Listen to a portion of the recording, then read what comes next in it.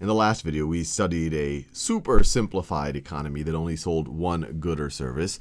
But now let's think about things a little bit more generally, or a little bit more of more complex economies. And let's say that in year one, economists have determined that the level of prices of the goods and services produced in that economy is 100. So they've essentially just, they've multiplied and divided by the right numbers so that their index that they generate just says that that is 100. And they do this so that they can measure the prices in other years relative to year one. So let's say in year two, using their index, they realize that prices are now 110. Now, this is not a simple thing to do. This would have been a very simple thing to do if there was only one good or service in the economy, like in our last example, apples. You could have just taken the price of apples. It went from 50 cents to 55 cents. In the real world, this is not a simple thing to do. You have a gazillion goods and services. Some prices go up, some prices go down. The quantities of the goods and services change. In fact, there might be goods and services that were offered in year one that don't exist anymore in year two. And there are goods and services in year two that didn't exist in year one. But for the sake of this video, let's just assume that economists are able to say this. If you call the general level of prices 100 in year one, it's now 110. Or another way to think about it is things have gotten 10% more expensive. Now, if we assuming that we know this relationship, and once again, it's not an easy thing to figure out, and it actually turns out there's no perfect way to do this, how can we figure out a relationship between real GDP and nominal GDP? And remember, whenever we talk about real GDP, so we're going to talk about real GDP in year two. So real GDP in year two.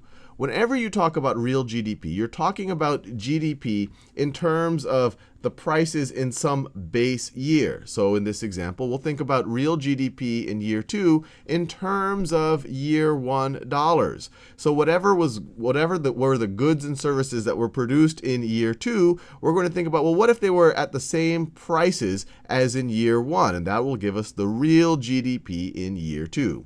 So one way to think about it is really just a ratio. So the ratio, so let me write nominal GDP.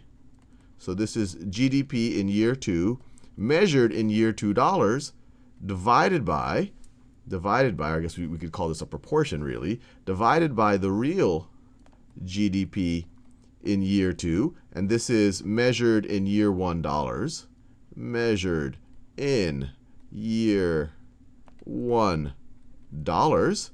Well, that's going to be the same thing as the ratio of the prices between year two and year one. This is going to be the ratio of, we use this indicator right over here, 110 to 100.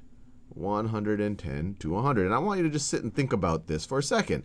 It's just saying, look, the same goods, these are measuring the same goods and services. The real GDP is measuring them in year one prices. The nominal GDP is measuring them in year two prices. So if things got 10% more expensive between year one and year two, the nominal GDP should be 10% larger than real GDP. We should have the exact same ratios. And now we can manipulate this thing using any type of algebra that we want. For example, we could say, well, nominal GDP, and I'll just write nominal now. But this is where I kind of specified exactly what we're talking about. This is the nominal GDP of year two. So now we could say nominal GDP is equal to, we can multiply both sides times the real GDP, is equal to 110 over 100 times the real GDP, real GDP. And remember, this is nominal GDP in year two. This is real GDP in year two, measured in year one dollars. Or we can divide both sides of this equation by this 110 over 100, and then we get nominal GDP in year two divided by 110 over 100. Divided by 110 over 100 is equal to real GDP, real GDP in year 2. This is nominal GDP in year 2. I won't keep, I'll write it. Nominal GDP in year 2.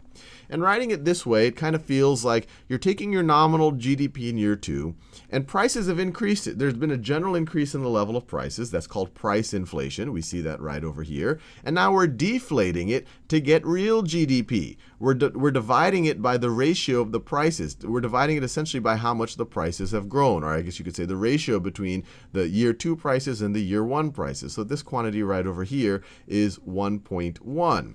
So another way you could think about it, we're deflating the nominal GDP in year 2 to get the real GDP in year 2. We're getting it in, remember, this is in year 1 prices. Year 1 prices. And because of that, this number right over here, is referred to as a deflator.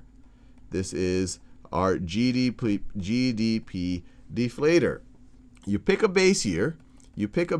In this case, it was year 1. That base year could have been 1985. It could have been 2006. Who knows what it could be? It could be anything. Your GDP deflator is going to be relative to that base year. It's going to say, well, if that base year was 100, your deflator is going to say how much things are now in this year. And you can even go backwards in time. Year 0, the deflator might have been 85 because maybe things have gotten cheaper. Or you could have actually had prices go down. You could have actually had deflation. So maybe in year 2, your deflator would be at 98. But the reason why it's called a deflator is because generally you have inflation as time goes on, and generally you're going to be deflating your nominal GDP. You're going to be dividing it by a value greater than 1. It's going to be something over 100 divided by 100, which is your base year, to get your real GDP.